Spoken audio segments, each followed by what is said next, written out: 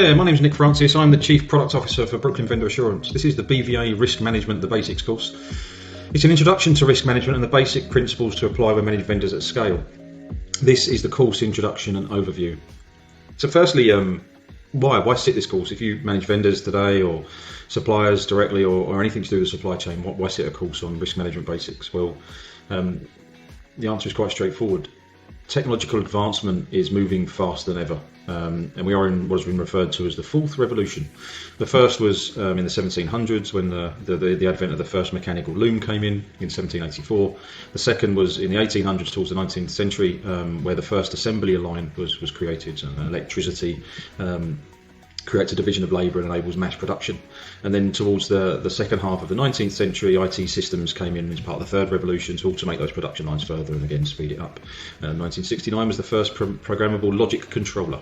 And then just a little way into this century was the start of the fourth revolution, or the fourth industrial revolution as they refer to it. So that was the advent of the Internet of Things and cloud technology to automate what was previously seen as complex tasks. Again, each time and each one of these waves, and as they've started to gather momentum, has increased complexity and speed has gone through the roof. So that pace of change is today unprecedented, and it's always been the case. It's always unprecedented. So you cannot afford to take the same approach today as you did yesterday. As employees and individuals, we must make sort of micro adjustments along the way to go with these changes and these revolutions as they're coming about. Traditional services, as a result, are now being delivered much faster and much more reliably and cheaper via digital means than ever before.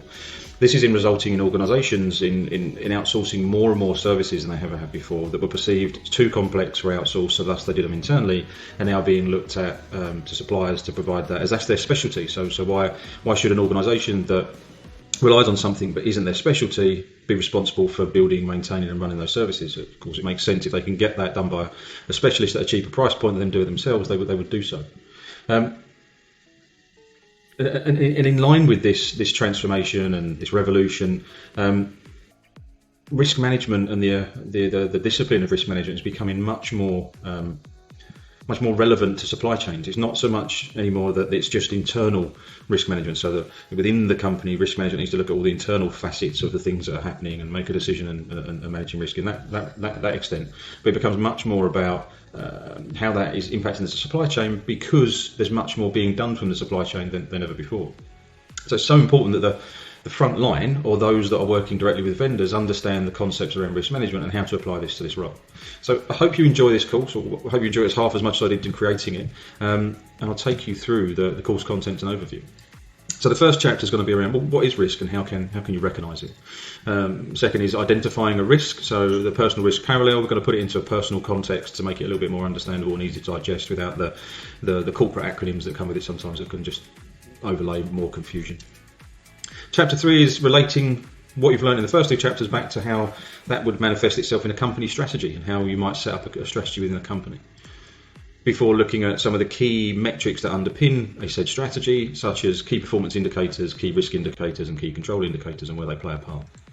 We'll then change gears in chapter 5 and look at third-party risk management, so how and what's been covered in the first 4 chapters relates to when you manage vendors, before looking at what in chapter 6 risk appetite means and tolerance levels and how do you calculate it, and again putting it in a personal context to make it more easy to understand and digest, before moving on to chapter 7, which is the risk management life cycle. So what must you do if you are responsible for managing a risk record and a risk has been identified and it's left or down to you to manage that record, how you can take it through from initial identification into analysis, and in that analysis then ultimately evaluating and ranking that risk, before looking at response and treatment, how you would respond to it, how you would treat that risk, and then how you would monitor and review that on an ongoing basis and control that said risk.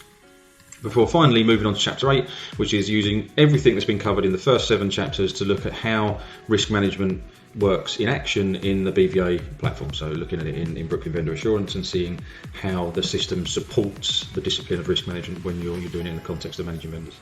Like I said, hope you enjoy the course. Feedback would be great on any part of it, any chapter, so please feel free to give us feedback. Thank you.